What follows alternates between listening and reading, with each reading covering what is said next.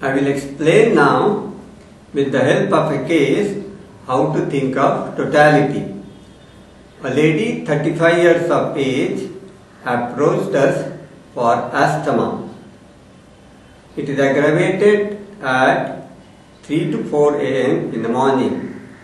She also had breast congestion before menses.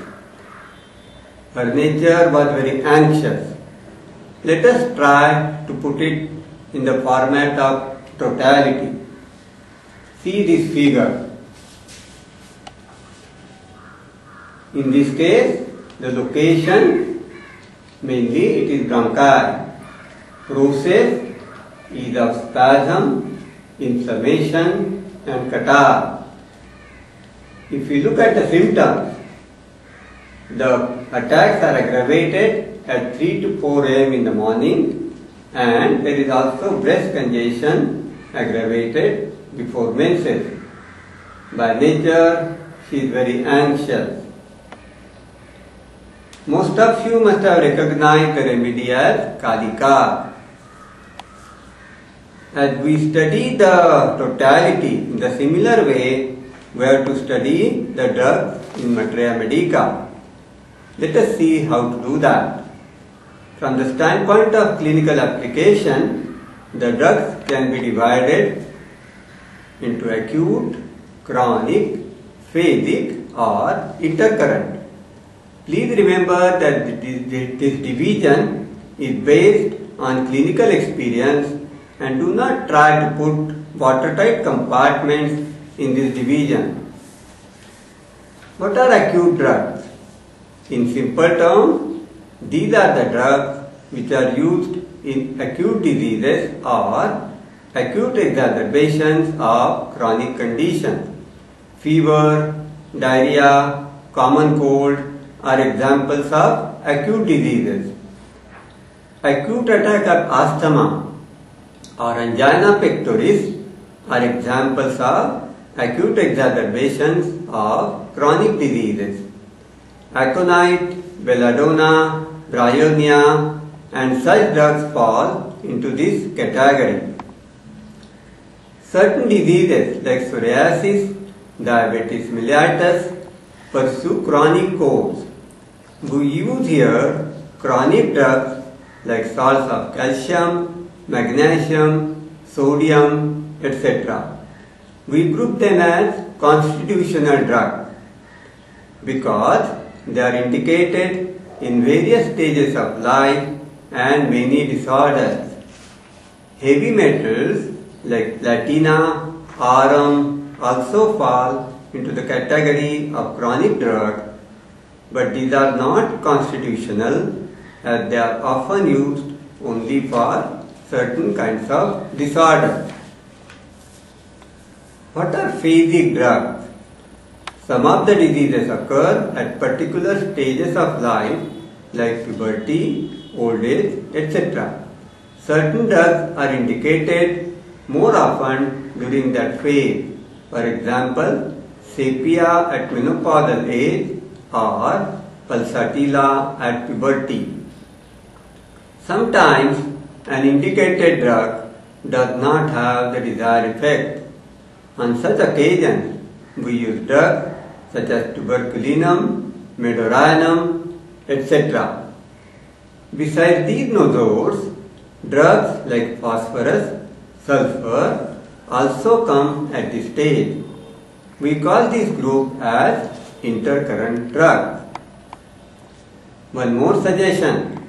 Study of Materia Medica is a continuous process along with the study of patients and the clinical medicine. I can suggest a few books on this subject. In Materia Medica, in the category of reference books, number 1, Hahnemann's Materia Medica Pura and Chronic Diseases. Number 2, Hearing Guiding Symptoms. Number 3, Allen's Encyclopedia of Pure Materia Medica. There are certain commentaries on Materia Medica. Important are: number 1, Kent's Materia Medica. Number 2, Leaders in Homeopathic Materia Medica by Nash. Number 3, Borland's Pneumonia, Typhoid, etc. Number 4, Margaret Tyler's Drug Picture.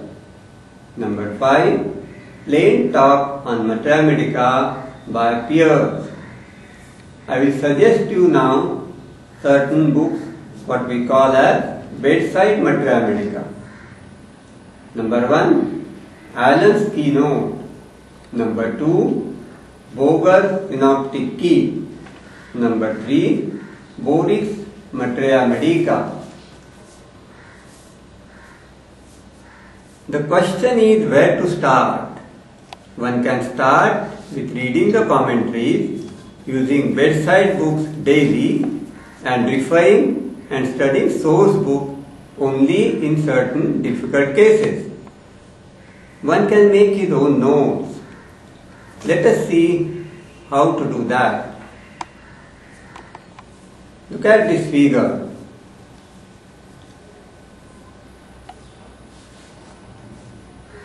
First point is location and pathophysiology. For example, in phosphorus, main location is lung, process is inflammation. If we take Ratania, location is anus, process is ulceration. Second important point is general and characteristic particular symptoms. Third important point, which is of course from the standpoint of homeopathy, is mental symptoms. And fourth, depending on the experience of your own as well as others, you can also note down clinical conditions coming under drug pathogenesis. Now I will suggest some useful repertory. Number 1, Kent's repertory with addition by Sivaraman. Boger Bonningason's characteristics and repertory. And 3, Hartel's repertory. I will also suggest some few books on clinical medicine. Number 1, API textbook of medicine. Number 2, Principles and Practice of Medicine by Davidson. And for clinical examination, you can refer to number 1, Practical Medicine by Puise Mehta. Number 2, Manual of Clinical Practical Medicine by G.S. Sainani, V.R. Doshi and Rajesh G. Sainani. Do not forget to have a good dictionary. Your patient will talk in local language. To get the exact meaning, take help of a dictionary. Exact meaning is very much necessary in homeopathy. Drug selection, repetition schedule, etc. can better be learned with the help of cases. This is Dr. Apte from Association for Research in Homeopathy. Next session will be on fever. Thank you.